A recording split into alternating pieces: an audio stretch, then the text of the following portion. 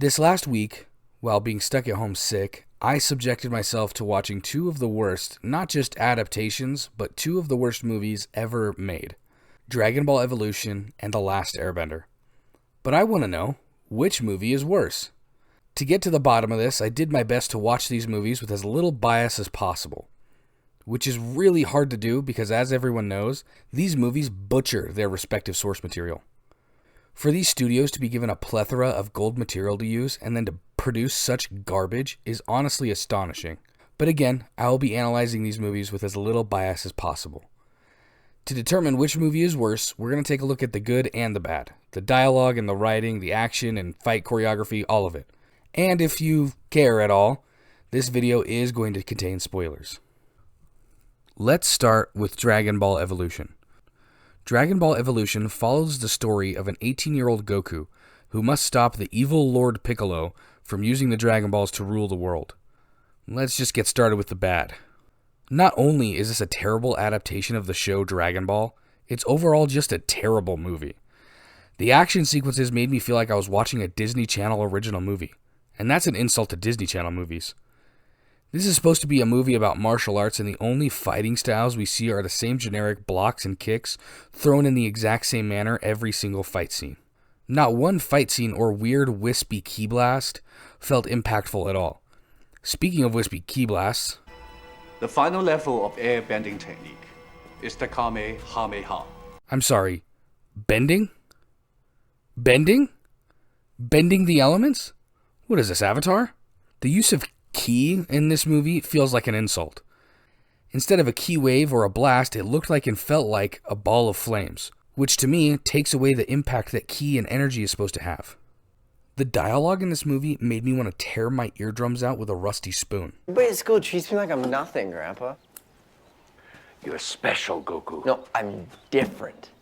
Remember how everyone talked about how terrible the dialogue for Attack of the Clones was? He went on to become an artist. Maybe he was the smart one. You really don't like politicians, do you? Dragon Ball Evolution is worse. Oh, it's so much worse. This movie feels like it was written by a group of the worst, most insufferable theater kids at your high school. So you must be a scientist. PhD in applied dynamics, with a minor in tactical weaponry. Instead of making Goku this funny, lighthearted, almost innocent child, they wrote him as this angsty rebel that really wants to stick it to his bullies. Why was this movie written as a semi-modern teen drama? The original Dragon Ball series is an epic adventure story about a weird monkey boy fighting whoever wants to smoke. Dragon Ball Evolution didn't even come close to capturing the magic that the original series delivered. Aside from that, this movie doesn't even look good. Any scene with any CGI or green screen felt like there was no effort put into the effects at all. It felt like the majority of the budget this movie had went into finding ways to make this movie terrible.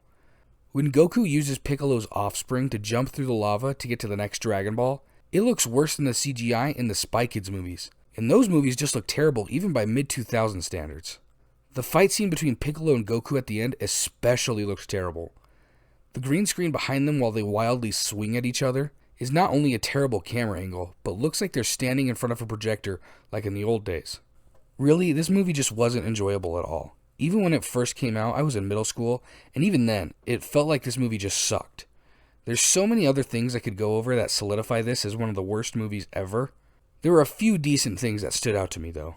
During the scene where Goku, Roshi, and Bulma are traveling through the desert, Roshi makes Goku wear this pack with all their gear and to follow beside them as they go on their journey. I thought this was kind of cool because this reminded me of the time when Goku and Krillin were training on Roshi's island with the 70-pound turtle shells on their back. That was a pretty good nod to the original source material, but no Krillin? They just completely wrote out a very important character in the Dragon Ball series. I also really liked that the actor who played Roshi, his portrayal of the character wasn't terrible, and honestly, he was a highlight of the movie. His line delivery and personality made his time on screen at least bearable. And that's it. There's literally only two things good about this movie. Overall score, I'd have to give this movie a 1.5 out of 5. The Last Airbender isn't much better, however. I grew up when Avatar: The Last Airbender was on screen and was always excited to see Aang and the gang on another adventure. The movie adaptation of the first chapter, however, I could not wait until it was over. Most of the action and fighting felt so slow and clunky. In the series, bending is made to look fluid, smooth, and quick, like an extension of someone's movements.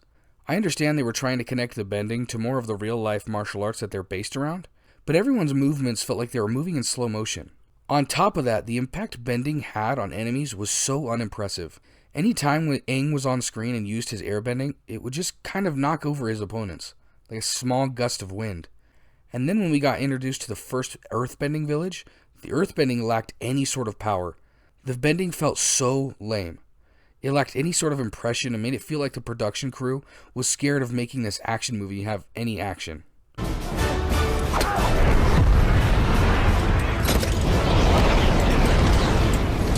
The dialogue for this movie is so bland.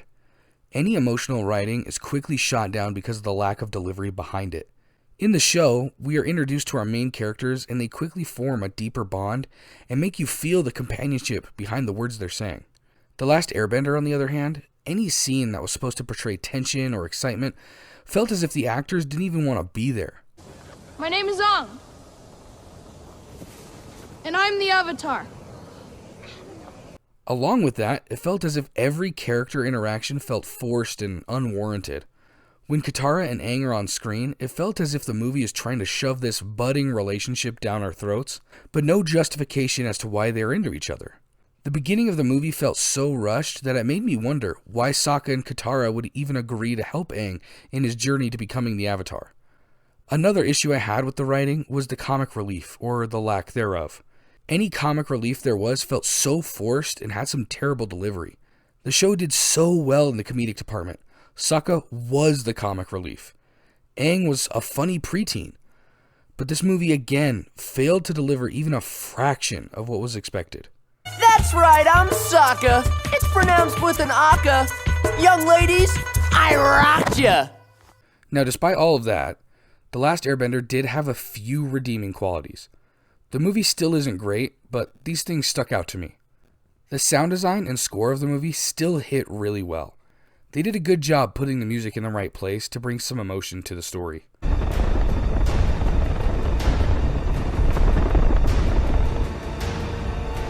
Although this movie came out over 10 years ago, the bending effects still look halfway decent. With the water bending looking the best, they did a good job making most of the water look as real as possible. The costume design of the movie as well was fantastic.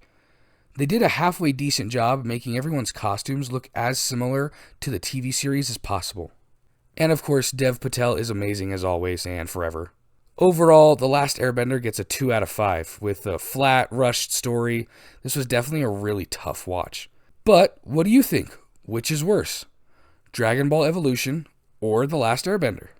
Thank you guys so much for watching. Leave a comment down below to let me know which one of these movies you think is the worst. Also, let me know what other terrible movies I should subject myself to watch for you guys. Like, comment, and always subscribe. We'll see you guys next time.